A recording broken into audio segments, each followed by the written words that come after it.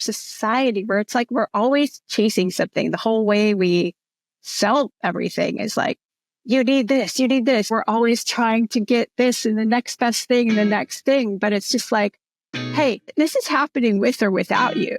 You can just paddle out. The pain and suffering is, I guess, directly related to your capacity for joy. Oh, wow. That's well said. Wow. I need to reflect on that.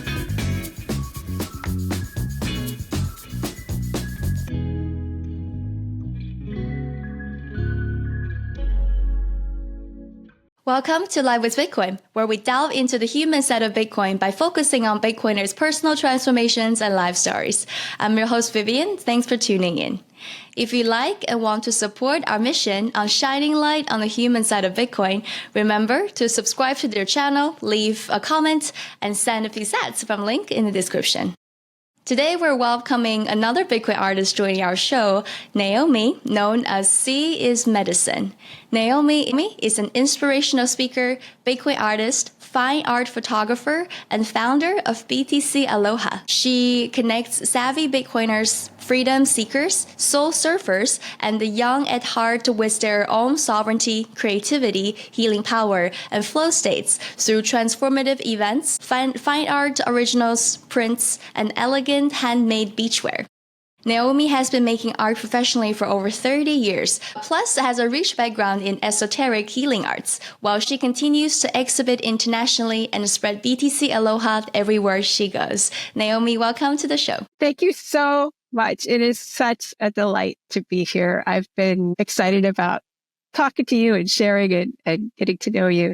And I love your podcast. So thank you. Thank you. It was a great pleasure to meet you in El Salvador and during Adapting Bitcoin. And I really loved your art and your exhibition around surf and surfer. And it was around this time where I tried surfing myself for the very first time. So a lot of the things resonated personally. I thank you for the little gift you gave me, the little shirt. I really loved it. Let's start with your artist name. You go by C is Medicine, and I'm sure this must hold a special place in your heart. So can you share what this phrase means to you and how it shapes your art and philosophy? Yes, great question. I feel like almost my whole life has been a healing journey, or at least a journey of seeking knowledge and seeking truth. C is Medicine actually came about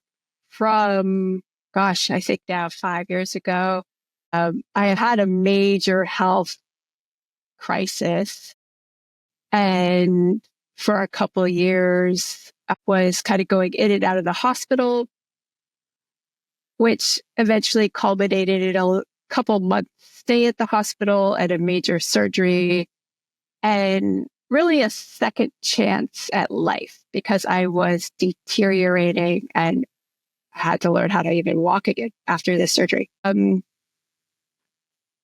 of the things, like as I was rehabilitating and healing, I lived a few blocks from the beach. So that was sort of like my goal was to be able to walk to the beach. And then once I could walk to the beach, then I began walking the beach and then I began healing. And so the sea truly was medicine in my life. And it always has been, actually. I remember I did not grow up by the ocean, but I remember seeing the ocean at age 13. And I will never forget that moment. It was just like so powerful. And I knew that I had to change my life. I needed to live by the ocean. And what do you think gives the sea its healing properties? Well, one, we are actually made up of mostly water, salt water, and some cultural context and like a yogic context. We actually come from a drop of water, like a drop of salt water. Salt water is in our tears. It's like we're in the amniotic fluid as we're come into this world. Like we are mostly fluid. And I feel like there's a deep sense of home almost, or like source in the ocean. So, I mean, I think that's sacred. It's healing. It's powerful. It can be dangerous and it can also be soothing. I think it's a great teacher and ultimately healer. Wow, it's quite interesting. You find sea almost as a source of home. It's a source of, maybe that's where I was coming from. There must be some triggering moments or triggering things for a 13-year-old Naomi to look at the photo of the sea and recognize. Basically, that kind of let you onto your life's path, finding sea as medicine, finding sea inspiration, sea ocean as a lifestyle. It must be kind of surreal thinking back to that moment and see how your life has progressed till now and actually led you to that path. I mean, I pretty much am living my dream. I mean, as a child, like I was always an artist. I dreamed of being like a designer, fashion designer and artist. I used to draw clothes and make little outfits for my dolls or for my friends or for me or for my sister. Media is so important, right? I mean, it's like as a child, what you're exposed to and like some of the books that I was exposed to, all these little characters going on adventures and like penguins in the ocean and dolphins and sea stories. To me, that was just like, whoa, it was so eye-opening. Like there's a whole other world out there. There's something else that exists than my like little, how do you call that? Like singular, Right. secluded space, very small Right. sense of the world, right? And like these like books and this media just blows it open. And you're like, wow, there's something else out there. Right. Wow. It's kind of like, wow, you made the sea sound mystical almost. Mystical world that's full of mystery and stories. And that's totally the case. And you were doing art for 30 years. And I think you were living in New York at one point, and then Hawaii, and then now Mexico. It's a very, very different dynamic. So let's talk about how this journey started as an artist. What were you doing before the health scare started? I was always an artist. I mean, I used to work cafe jobs or whatever and make art with my friends, make film, like do events, music. A lot of my friends were in bands at the time, in my 20s. I always tried to find jobs that would teach me or be part of my learning, be part of my art, be part of like learning something, growing, that would stimulate my art process or stimulate my creativity. So I did like furniture apprentice work. And then I had like a job doing props at a theater. And then I was kind of starting to think of like career wise. I did even some special commissions for like the art museum. And then like there was a children's museum. So I've worked doing commissions and special things for stores and almost sculptural, I guess, like props. So that kind of got me into doing the props. And then I was like, okay, here's maybe a career path. And then I did a season as props artist. And then I was like, okay, I want to go check out Hawaii because I had a friend there. And I was like, oh, and I'm going to move to California, right? It was like time for me to head to the coast in my mid-20s. I had finally saved up some money. I was like, and I finally had a career plan. So I was like ready to go. And then I had a friend in Hawaii. And I was like, okay, let me go visit them before I get too tied down. And then I ended up just staying in Hawaii and was there for 12 years. Wow. And then there wasn't really much theater. However, there was film work.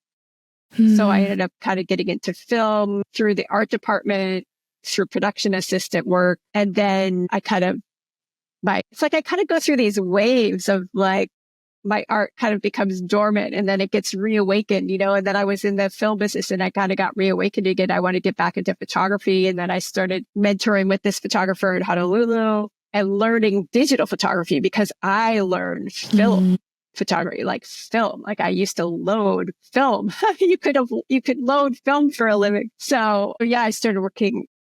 So then that brought me to Honolulu. And then I got back into my own photography and my art. And then I started exhibiting. And then I did some huge projects there. I did a project with the blind community in Hawaii. photography base, and then I wanted change. I ended up going to France for like a year to just that was on my bucket list. So it was something on my bucket list, and I left Hawaii to go there. And then after that year, I went to New York because my sister was there and I was kind of wanting to develop that relationship again. And that really kind of started draining me and kind of sucking the art out of me. And I think my whole life too, I was always trying to figure out life. It's like I couldn't do the 9 to 5 thing, but then trying to figure out things as an artist was really hard too. And then there's like that whole stigma we grow like this, like, you can't make it as an artist kind of thing. So I felt a lot of pressure and I felt like I was almost always trying to live somebody else's life. I was trying to live a life for other people instead of trying to live it for myself. And so then like after New York, I decided to go back to Hawaii. And then that is where I got sick.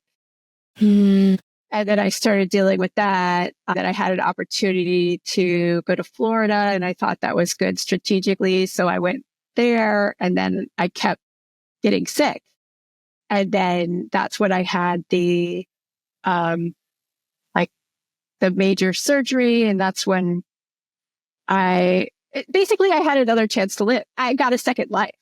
And then that was like, okay, it's now or never. I can't live for other people anymore. I have to live for myself. And during that healing journey, that's when I got back into my art because I was like, I had time. I was walking, I was healing. And like the creativity just like started springing out of me again, right? It was just like, and then that's like when I went down the Bitcoin rabbit hole too. Wow, sounds like it's really full of transformation, and I'm sure in this journey there's no shortage of stories and new perspectives because it's kind of like the blessing and the curse as an artist, as a creative person who chooses this pursuit is that you need external stimulus to kind of almost stir up your creativity, and you have to make impact with the world through yourself, to live through certain things and to get lost in certain things and to get out of certain things and escape from certain things, to make art, to have whatever blend with our personality and creativity so that we create, right? But that process can be extremely beautiful and painful at the same time.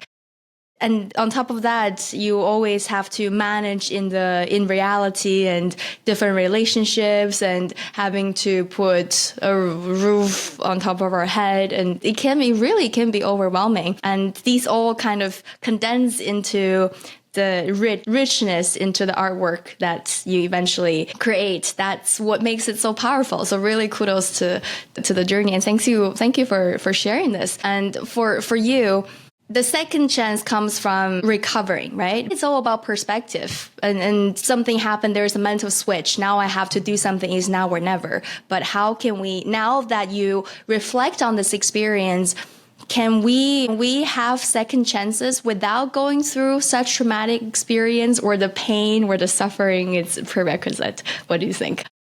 That is a very good question. I don't know, right? I think it's possible.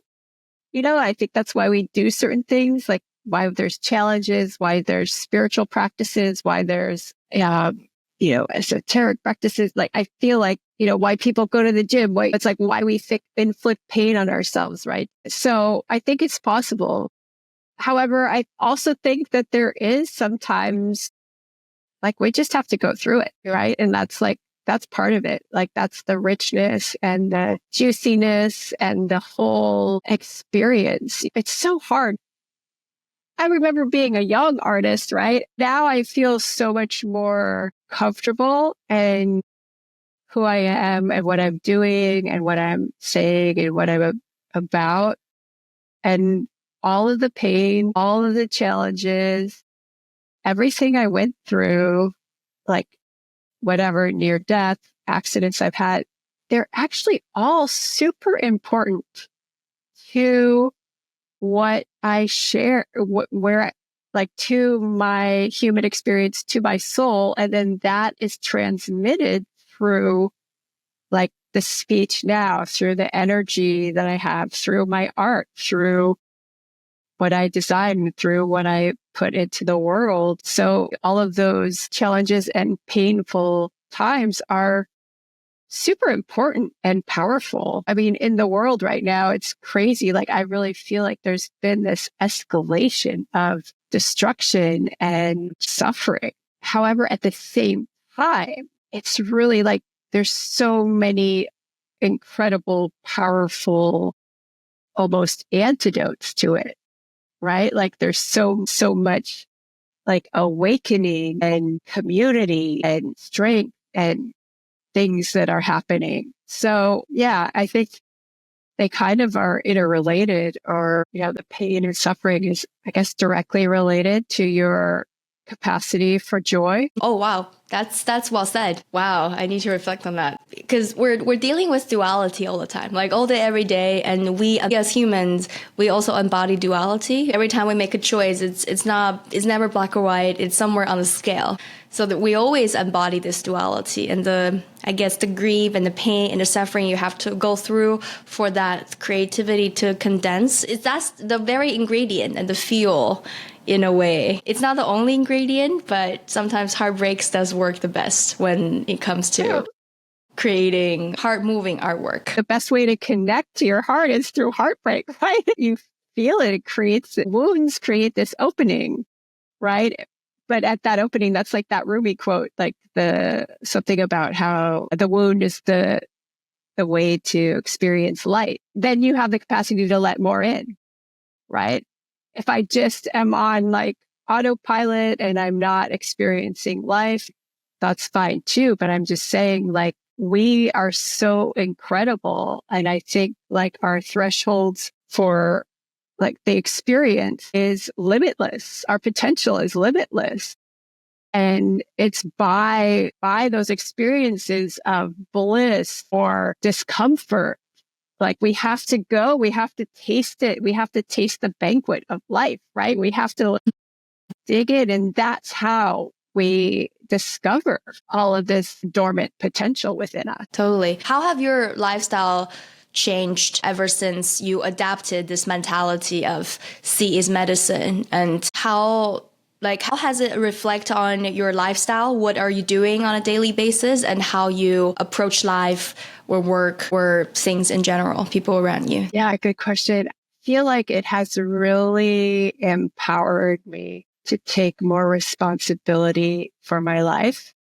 I think it's also allowed me to really own being an artist and being an artist as a gift and something that's important, that has value. I think that I am starting to become a little bit more business minded and goal oriented, and, maybe parts of myself that I wasn't accessing or scared. Like, I'm starting to learn about that and starting to grow and become more whole, I guess, and balance out the creative way out there with the grounded and practical. So yeah, I think it's been healthy. I bet it's an ongoing thing. Do you think artists as a group, are they more inclined to adapt Bitcoin or less inclined? Or is it harder or easier for artists as a collective group to adapt Bitcoin? Because on one hand, we can say that artists are very creative, they're very out of the box, they're very welcoming. And so culturally, you can say that they could adapt it, but at the same time, they are the people who are very focused on being creative. And oftentimes, artists don't like to talk about money, they don't like to think about money, and they're not numbers people, they're not technical people either. So I see both arguments, right? So in your view, are you pessimistic on their general pace compared to average, or optimistic? Well, I'm always optimistic. That's the default setting, optimistic. I mean, I agree though, like the numbers thing, that whole game, that's been a point of contention my whole life, right? Like, I have to figure this out. Like, man, I'm just good at making stuff. I think there's even deeper things too, which are like the constructs of our society. It's basically a slave system that we get brought up into. And if you're not going to be a cog in the wheel, there's not really a place for you. It is, because if we look at the mindset, the situation of each artist, then we can look at the individual, and then there's a reason why individuals tend to behave or think this way. Partially, it goes down to where art and creativity are generally placed in a society, how it's regarded and how it's valued, and what people's view towards it and what role it plays in society. And unfortunately, everything is quite fiat these days, and creativity and art, unfortunately, kind of falls into the category of everything. So this is the reality we're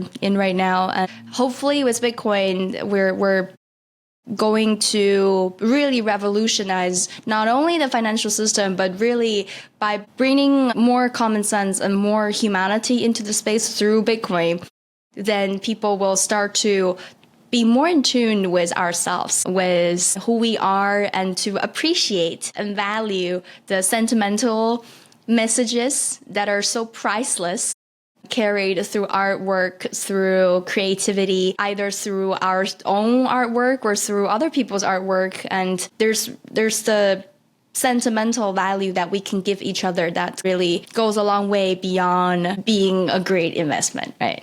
Yeah, 100%. Well said. I think actually there will be even creativity, right? When we are using this tool that really only increases in value over time, and we start to be able to have more time. Yeah. And we start to actually be able to access these dormant parts of ourselves. That's where that like whole connection to the Renaissance, like when we have these moments of abundance, we have more time, we appreciate more, like the beauty comes alive, right? We start to notice the beauty. We want to have beauty in our lives. We want to explore and create. And I mean, technology, science, all of that.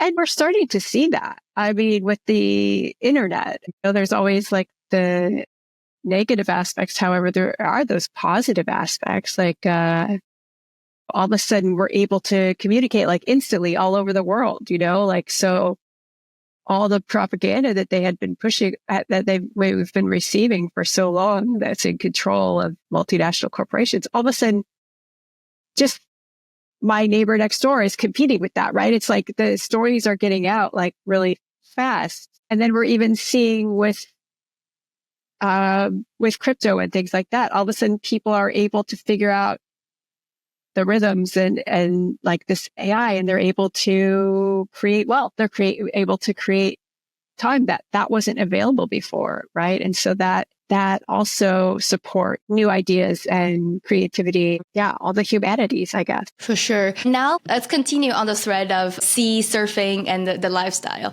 I recently,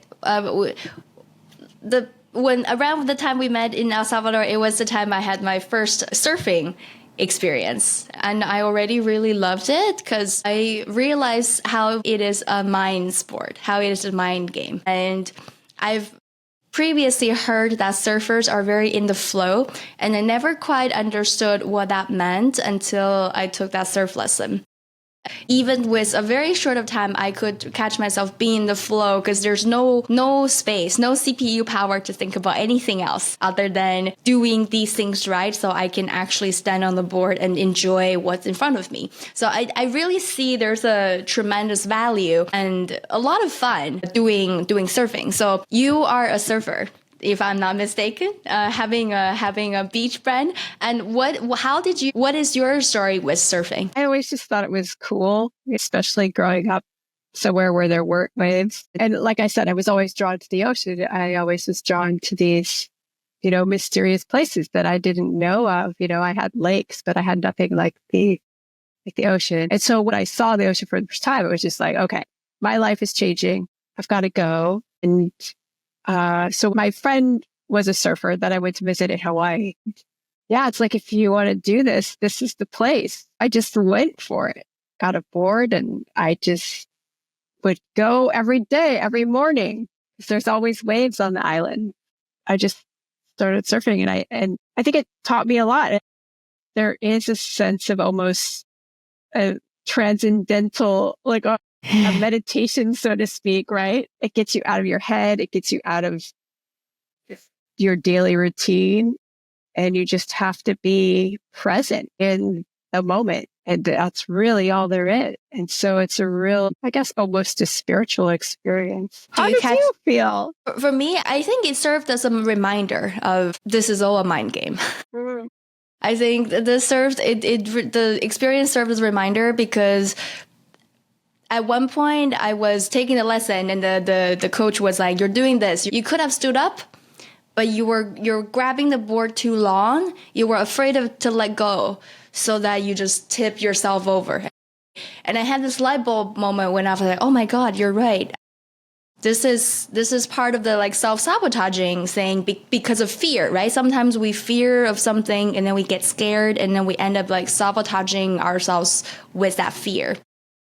And this is not what I do only in surfing. I recognize the same pattern in different other areas in my life, and I wanted it to be a reminder. And then I remembered what my dad told my mom when he was teaching my mom how to drive. He said, you have to think that you and the car are one. So when you're turning with the car, you're it. You know, the car is you.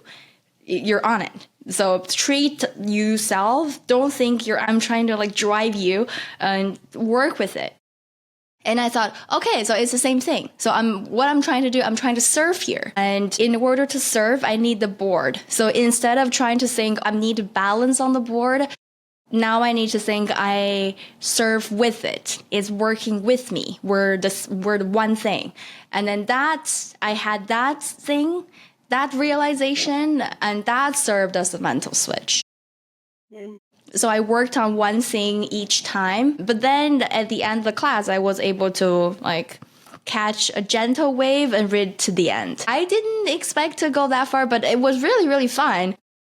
And I reflect on that. That's why I wrote a song about it, right? Because I reflect on a lot of the things I learned in the surf lesson and could adapt into my life and patterns that I didn't realize that I was doing. And even just one class and this one experience gave me a lot of realization. Do you have a new habit or new mindset that you've acquired because of surfing? Yeah, surfing is a great teacher. One of the big things I got from, it does teach you to let go. Like you have to just drop in and become the ocean and become the wave. You know, you just have to, get out of the mind. Another thing it taught me too was how hard I was on myself. So I used to surf, and then as you get a little better, then you're like, try to do this, all these tricks. So you try to look like a video, like a surfing, like a pro surfer or something, right? And then I realized like, God, I'm really taking the fun out of surfing if I'm putting up all these like expectations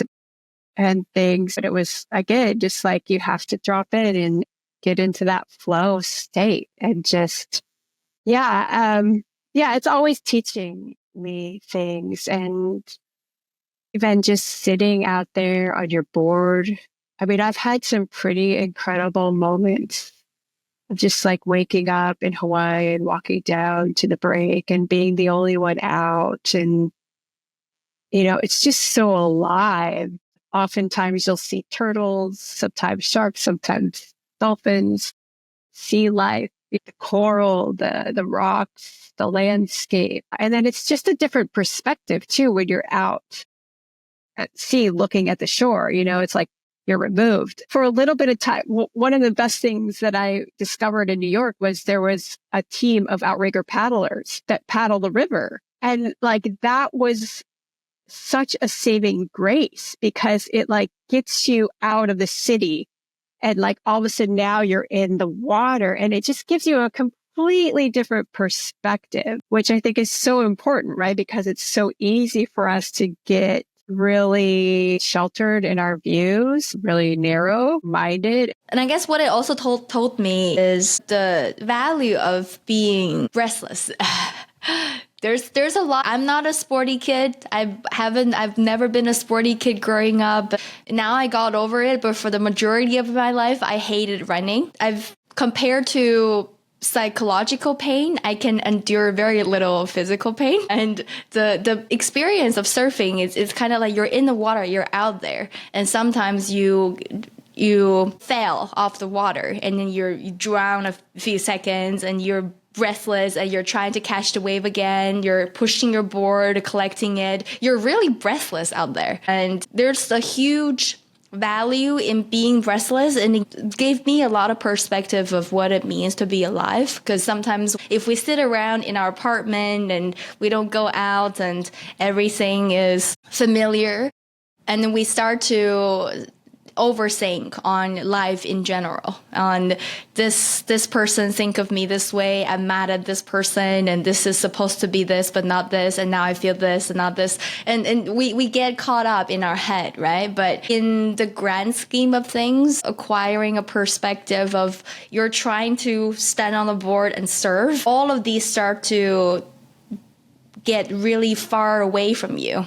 And you start to realize what truly matters and what's right in front of you. So like you said, it really teaches me to be present and to have a grip of reality and not sometimes get caught up in my head. So that's why really looking forward to going back and learning to surf properly and experience more of that flow state. And it feels really purifying. That's a good word. Yeah, purifying. Another thing that I've learned from surfing too is this like chasing. Right? Like you can get out there and you can be chasing waves and you can just always be chasing and like trying to get in.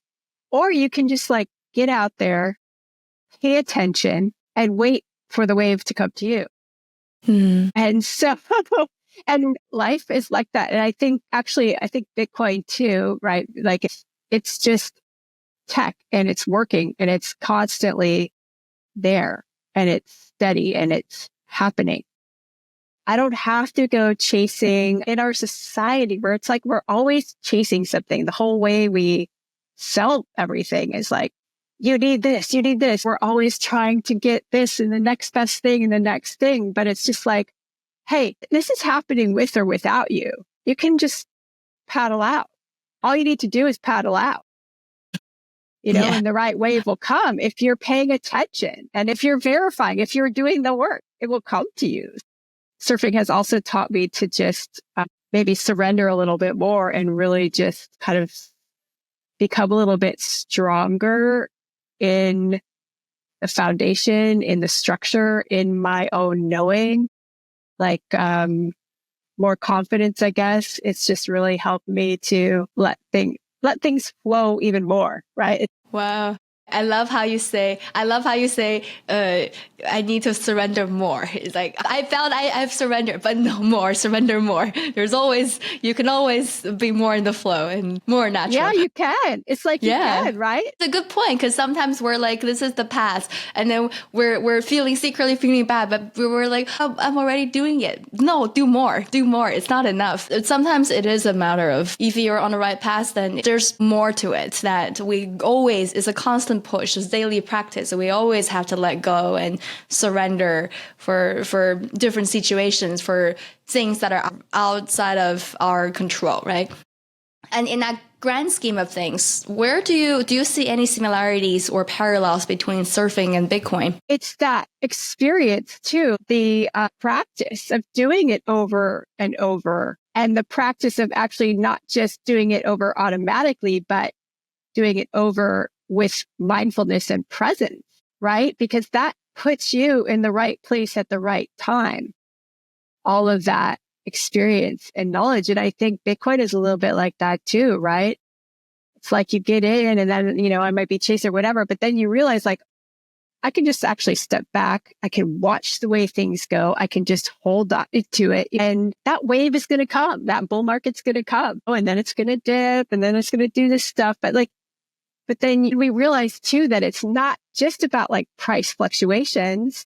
It's like Bitcoin is this deep, deep ground swell. The possibilities of it are, I think, beyond what maybe any of us can predict at this moment.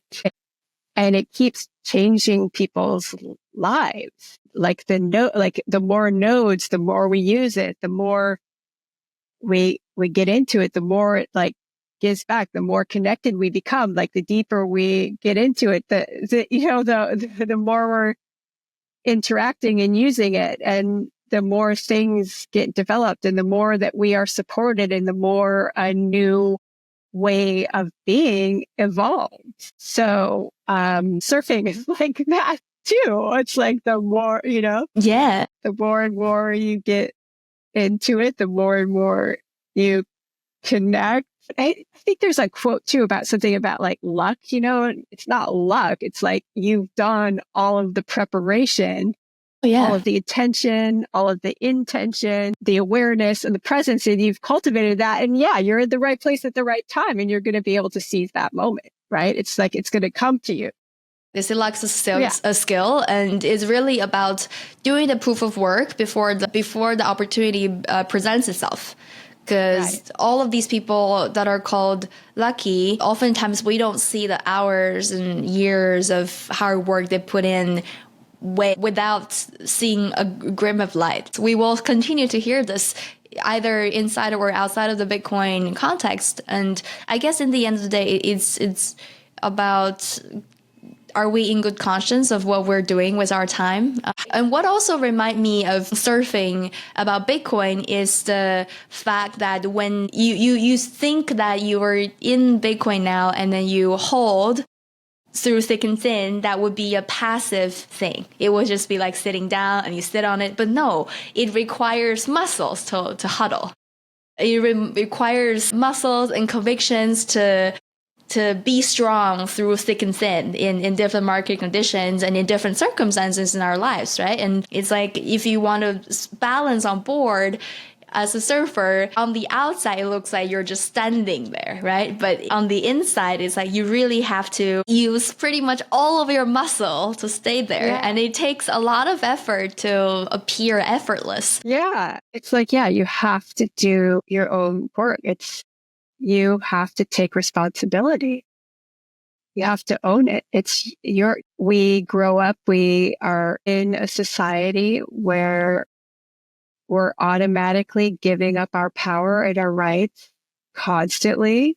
It's baked in our social structure, the way everything works.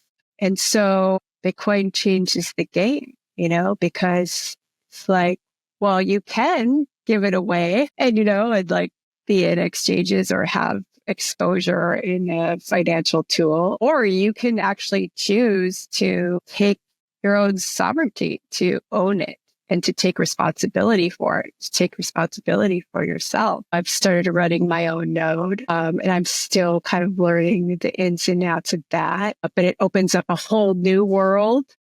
You know what I mean? And then from there, like the mining and the tech, and it's so important because that echoes into your life too. And then like, oh, I'm not really taking responsibility for that. That's something too that I see some of my bad habits, some of my bad financial habits. And I don't think I would have seen them if it wasn't for Bitcoin and the taking self-custody and taking self-responsibility for it. Has some real benefit. And for you, if we use the analogy that you used before, we're always paddling. We're always paddling in life. And in that metaphor, what is Bitcoin? Is Bitcoin the place you're paddling towards? Or Bitcoin is the board?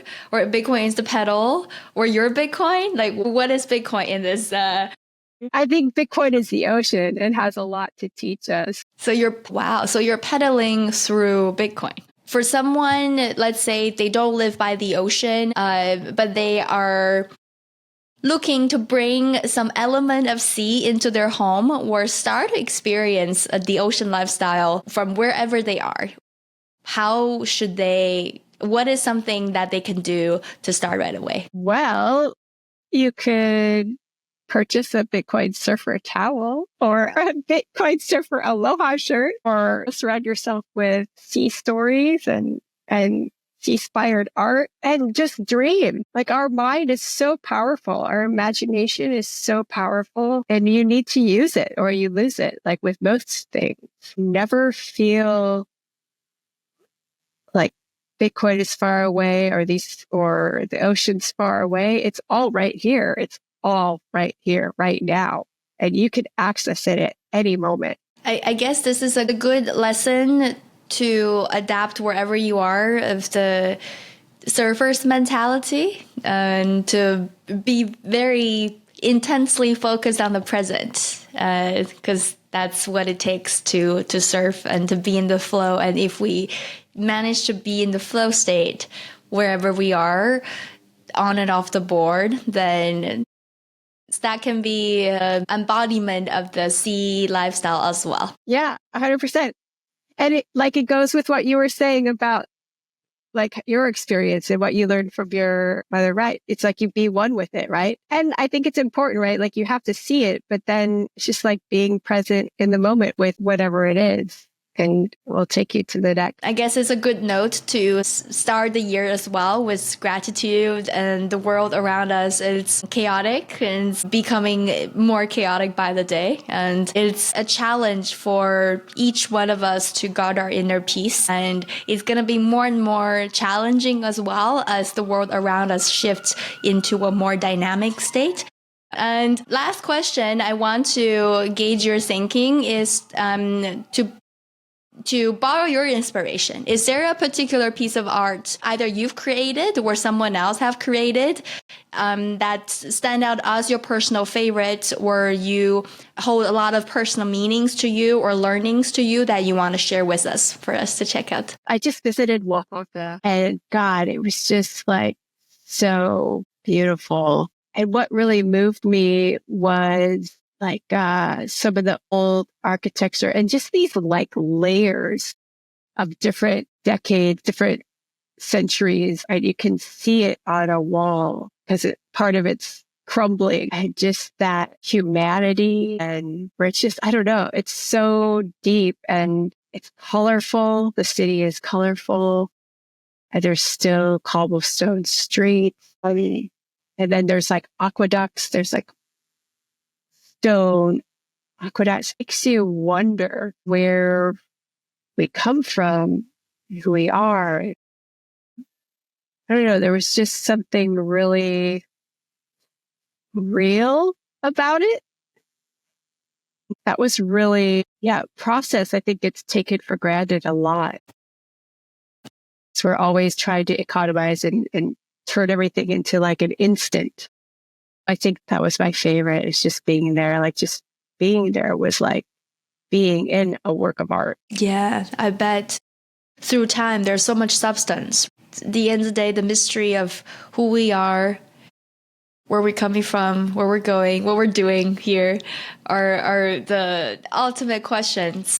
It's in our soul to want to know these answers to these questions. And I think especially Bitcoiners now with the presence of Bitcoin, living a life with Bitcoin now, we're equipped to allocate more energy to think about things outside of survival. We need to understand who we are and why we are, how we are, and what we're doing here to be able to use this time, because otherwise we're just going to be equally lost, but with money.